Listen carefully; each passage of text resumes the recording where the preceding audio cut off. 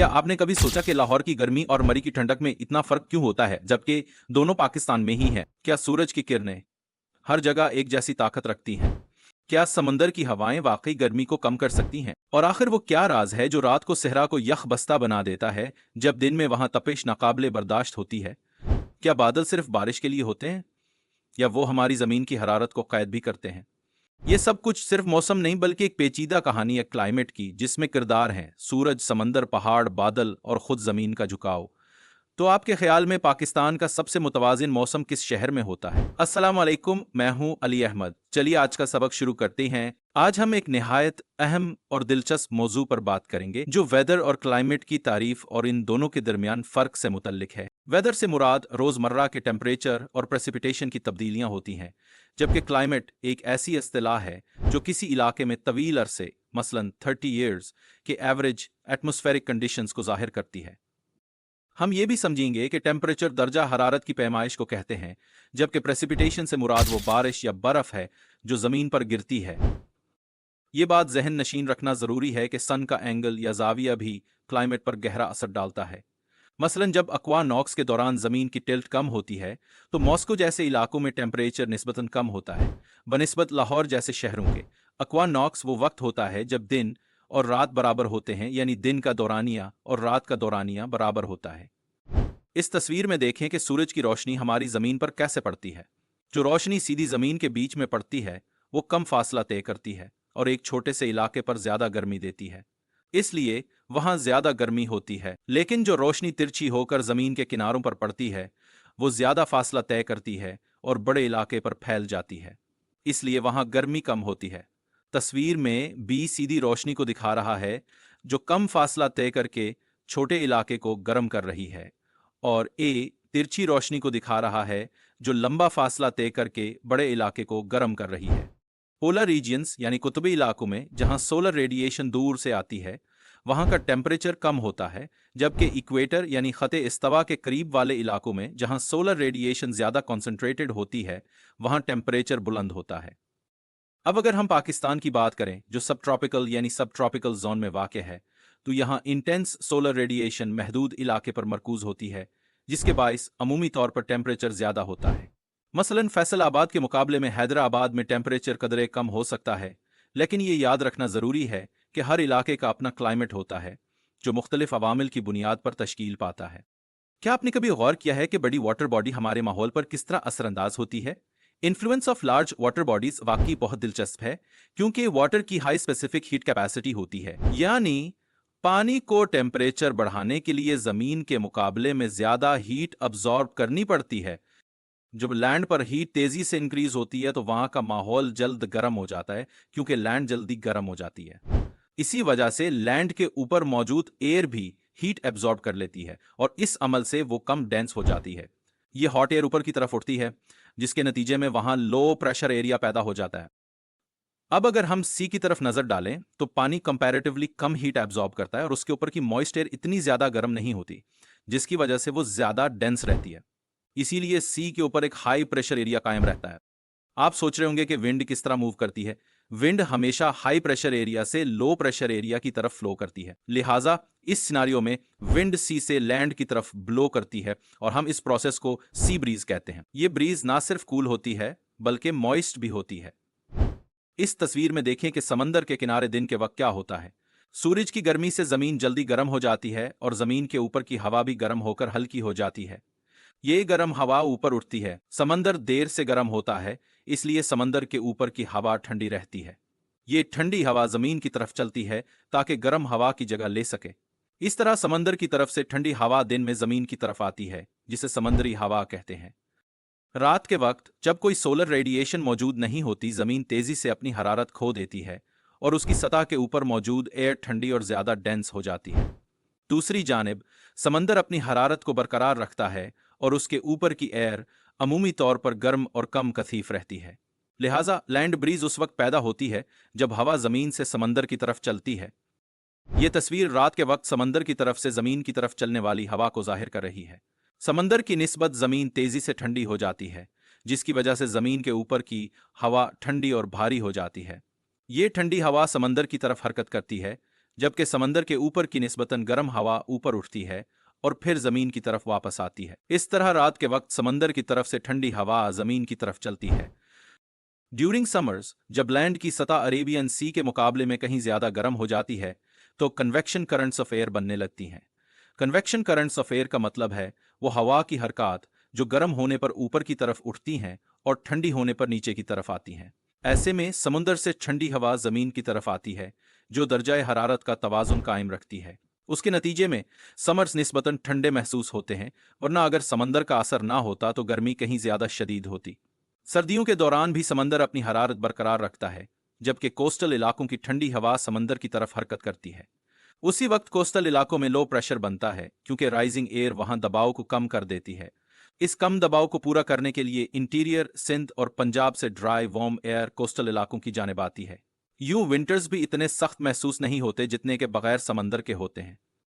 अगर किसी इलाके को समंदर के मुतदिल असरात नहीं मिलते तो वहां का मौसम कौमी आबो हवा कॉन्टिनेंटल क्लाइमेट होता है, जिसकी नुमाया खसूसियात में शामिल हैं शदीद गर्म समर्स और इंतहाई सर्द विंटर्स।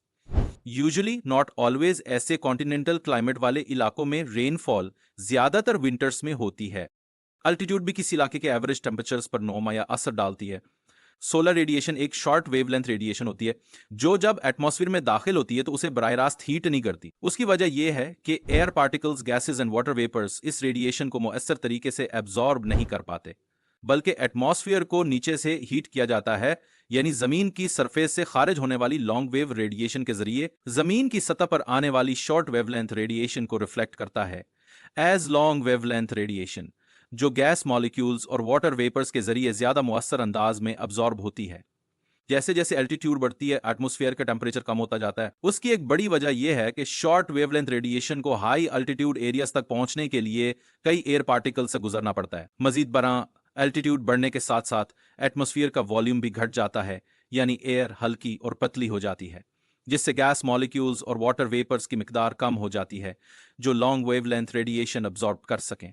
इसीलिए overall higher parts of the atmosphere को कम हरारत हासिल होती है। ऑन एवरेज ड्राई एयर तकरीबन 8 डिग्री सेल्सियस पर every kilometre rise in height lose करती है, जबकि मॉइस्ट एयर तकरीबन 10 डिग्री सेल्सियस पर every kilometre rise in height lose करती है। वादियों के निचले हिस्से जो माउंटेन से घिरे होते हैं वहां अक्सर सूरज की ज्यादातर रेज ब्लॉक हो जाती हैं। इस वजह से वैलीज में एवरेज टेम्परेचर्स कम हो जाते हैं क्योंकि वहां सरफेस तक महदूद मिकदार में सोलर रेडिएशन पहुंचती है जो अब्जॉर्ब या रिफ्लेक्ट हो सके। जमीन की टिल्ट का मतलब है कि जमीन का उस जाविये पर झुकाव जिससे रोशनी की तकसीम में फर्क आता है। मिसाल के तौर पे जब हम विंटर सॉल्स्टिस यानी 21 दिसंबर की बात करते हैं तो हम उस दिन की बात कर रहे होते हैं जब सन जमीन के मरकज के साथ डायरेक्ट अलाइनमेंट में नहीं होता, बल्कि ट्रॉपिक ऑफ कैप्रिकॉर्न की साइड पर होता है जो कि ऑस्ट्रेलिया से गुजरती है। यानी हम ये कह सकते हैं कि उस दिन सन का लोकेशन ऑस्ट्रेलिया की तरफ क्लोजर होता है, जिसकी वजह से ऑस्ट्रेलिया के एरिया को ज्यादा डायरेक्ट सनलाइट मिलती है। ट्रॉपिक ऑफ कैप्रिकॉर्न एक इमेजिनरी लाइन है जो जमीन के जनूबी हाफ में 23.5 डिग्रीज साउथ लैटिट्यूड पर वाक़ होती है। इसी वजह से पाकिस्तान के वो हिस्से जो ट्रॉपिक ऑफ कैप्रिकॉर्न से काफी फासले पर हैं, जैसे कि फैसलाबाद, वहां कम डायरेक्ट सनलाइट पड़ती है और सर्दी का इम्कान ज्यादा होता है। इसके बरक्स कोस्टल एरियाज जैसे कि हैदराबाद, जहां जमीन की सरफेस ट्रॉपिक के ज्यादा करीब होती है, वहां ज्यादा डायरेक्ट सनलाइट पड़ती है, जिसके नतीजे में आमतौर पर वहां का मौसम निस्बतन गर्म रहता है। अब हम बात करेंगे इस समर सॉल्स्टिस के बारे में जो कि 21 जून को आता है। उस दिन सन बिल्कुल डायरेक्टली शाइन करता है ट्रॉपिक ऑफ कैंसर के ऊपर, यानी वो तमाम इलाके जो उस ट्रॉपिक के तहत आते हैं जैसे कराची, वहां बहुत ज्यादा सनशाइन ऑब्जर्व की जाती है। सोचें अगर मॉडरेटिंग इन्फ्लुएंस ऑफ द सी ना होता तो वहां के टेम्परेचर्स भी इनलैंड इलाकों जैसे जेकोबाबाद की तरह 50 डिग्रीज सेल्सियस से ऊपर जा सकते थे। यह वाकई एक हैरत अंगेज कंपैरिजन है कि किस तरह कुदरती एलिमेंट्स एक दूसरे को बैलेंस करते हैं। इसी तसलसल में हम बात करते हैं एक्वानॉक्स के बारे में जो हर साल 21 मार्च और 21 सितंबर को आता है। इन मौके पर सन की रेज डायरेक्टली फॉल करती हैं इक्वेटर पर। नतीजतन equatorial areas naturally high temperatures experience करती हैं। पाकिस्तान में भी इस दौरान टेम्परेचर समर्स और विंटर्स के दरमियान एवरेज रहते हैं। ये जानकर वाकई हैरत होती है कि ग्लोबल फिनोमेना किस तरह मुख्तलिफ इलाकों पर मुख्तलिफ अंदाज में असरअंदाज होते हैं। दोस्तों, आपने कभी सोचा है कि क्लाउडी नाइट्स यानी बादलों वाली रातें क्यों गर्म होती हैं? जब बादल नहीं होते तो अर्थ सरफेस से ये हीट आसानी से बाहर निकल जाती है। जैसे जब आप पंखा बंद कर देते हैं और कमरे का टेम्परेचर गिर जाता है। लेकिन जब क्लाउड्स मौजूद हो तो ये हीट वापस अर्थ सरफेस की तरफ रिफ्लेक्ट होती है, यानी लौट जाती है। इस तस्वीर में देखें कि सूरज की एक जैसी गर्मी जमीन के मुख्तलिफ हिस्सों को कैसे गर्म करती है। जो रोशनी जमीन के बीच वाले हिस्से पर सीधी पड़ती है, वो एक छोटे से इलाके पर ज्यादा गर्मी देती है, इसलिए वहां ज्यादा गर्मी महसूस होती है। लेकिन वही गर्मी जब तिरछी होकर जमीन के ऊपर और नीचे वाले हिस्सों पर पड़ती है, तो वो बड़े इलाके पर फैल जाती है। इसलिए वहां इतनी गर्मी महसूस नहीं होती जितनी बीच वाले हिस्से में होती है। तो याद रखें, सूरज की रोशनी जब सीधी पड़ेगी तो ज्यादा गर्मी होगी और जब तिरछी पड़ेगी तो कम गर्मी होगी। यही वजह है कि जमीन के मुख्तलिफ हिस्सों में मुख्तलिफ मौसम होते हैं। ये भी एक दिलचस्प पॉइंट है जो हमें बताता है कि सहरा में एक दिन का दर्जा हरारत कितनी जल्दी बढ़ जाता है। मिसाल के तौर पर डेजर्ट में दिन का दर्जा हरारत 50 डिग्री सेल्सियस, जबकि रात को ये कूल यानी ठंडा होकर 5 डिग्री सेल्सियस रह जाता है, यानी 5 डिग्री सेल्सियस। ये एक दिलचस्प चार्ट है जो हमें बताता है कि साल के मुख्तलिफ दिनों में जमीन के मुख्तलिफ हिस्सों पर दिन कितने घंटे का होता है। नीचे की तरफ देखें, ये साल के दिन दिखा रहा है, जैसे 30 का मतलब है जनवरी का आखिर और 180 का मतलब है जून का आखिर। बाएं तरफ देखें, ये जमीन के मुख्तलिफ हिस्सों को दिखा रहा है। इक्वेटर है और ऊपर और नीचे जाने पर यह north pole and south pole की तरफ बढ़ता है। अब रंगों को देखें, हर रंग बताता है कि इस इलाके में कितने घंटे का दिन है। जैसे पीला रंग 12 घंटे का दिन दिखा रहा है। हमारा पाकिस्तान तकरीबन 30 डिग्रीज नॉर्थ लैटिट्यूड पर है। अब इस लाइन पर देखें कि रंग कैसे बदल रहे हैं। जून के आसपास दिन 180 के करीब हमारे यहाँ दिन 14 घंटे से भी लंबा होता है, ऑरेंज और रेड रंग देखें। और दिसंबर के आसपास दिन 360 या 1 के करीब दिन तकरीबन 10 घंटे का होता है, हल्का सब्ज और नीला रंग देखें। नॉर्थ पोल एट 90 डिग्रीज पर देखें, गर्मियों में तो पूरा वक्त दिन ही रहता है, सफेद रंग कांस्टेंट डे लिखा है, और सर्दियों में पूरा वक्त रात रहती है, सियाह रंग कांस्टेंट नाइट लिखा है। तो इस चार्ट से हमें पता चलता है कि जमीन के झुकाव की वजह से साल भर में मुख्तलिफ जगहों पर दिन और रात की लंबाई बदलती रहती है। जब क्लाउड कवर जाहिर होता है तब टेम्परेचर्स कम हो जाते हैं, क्योंकि क्लाउड्स सन रेज को ब्लॉक करते हैं और ये रेज वापस स्पेस में रिफ्लेक्ट हो जाती हैं। लेकिन याद रखें कि क्लाउड फॉर्मेशन सिर्फ तब होती है जब एयर में सफिशिएंट मॉइस्चर मौजूद हो और उसे काफी कूल किया गया हो। सादा अल्फाज में, क्लाउडी डेज सनी डेज के मुकाबले में ज्यादा ठंडे होते हैं, क्योंकि बादल सूरज की रोशनी को रिफ्लेक्ट करके हरारत के तवाजुन यानी थर्मल बैलेंस पर बराह रास्त असर डालते हैं। यह तस्वीर हमें दिन और रात में जमीन के गर्म होने और ठंडा होने का तरीका बता रही है। दिन के वक्त सूरज की रेज जमीन पर आती हैं, रेड एरो देखें। कुछ रेज बादलों से टकराकर वापस चली जाती हैं और कुछ जमीन पर पहुंचकर उसे गर्म करती हैं। गर्म जमीन फिर कुछ गर्मी वापस फिजा में भेजती है, रेड बेंट एरो देखें। लेकिन दिन में ज्यादातर गर्मी फिजा में मौजूद रहती है और जमीन को गर्म रखती है। रात के वक्त सूरज नहीं होता, इसलिए जमीन ठंडी होना शुरू हो जाती है। जमीन जो गर्मी दिन में जज़ब करती है उसे वापस फिजा में भेजती रहती है, रेड बेंट एरो देखें। कुछ गर्मी बादलों से टकराकर वापस जमीन की तरफ भी आती है, जिसकी वजह से रात में भी जमीन इतनी जल्दी ठंडी नहीं होती। लेकिन सूरज न होने की वजह से रात में जमीन आहिस्ता आहिस्ता ठंडी हो जाती है। तो दिन में सूरज जमीन को गर्म करता है और रात में जमीन अपनी गर्मी फिजा में छोड़ती है, लेकिन फिजा इस गर्मी को पूरी तरह से बाहर नहीं जाने देती, जिससे हमारी जमीन रहने के लिए मुनासिब दर्जा हरारत पर रहती है। ये तस्वीर हमें बताती है कि सहराई इलाकों में दिन और रात के दर्जा हरारत में इतना फर्क क्यों होता है। दिन के वक्त सहराई इलाकों में आसमान ज्यादातर साफ होता है, बादल बहुत कम होते हैं, इसलिए सूरज की गर्मी बराह रास्त जमीन पर पड़ती है और जमीन बहुत जल्दी गर्म हो जाती है। इसी वजह से सहरा में दिन बहुत गर्म होते हैं, लेकिन रात के वक्त जब सूरज नहीं होता तो जमीन अपनी गर्मी वापस फिजा में छोड़ती है। चूंकि आसमान साफ होता है और बादल नहीं होते, इसलिए यह गर्मी फिजा में रुक नहीं पाती और तेजी से बाहर निकल जाती है। इसी वजह से सहरा में रातें बहुत ठंडी हो जाती हैं। तो सहरा में दिन गर्म और रातें ठंडी होने की वजह आसमान का साफ होना और बादलों का ना होना है।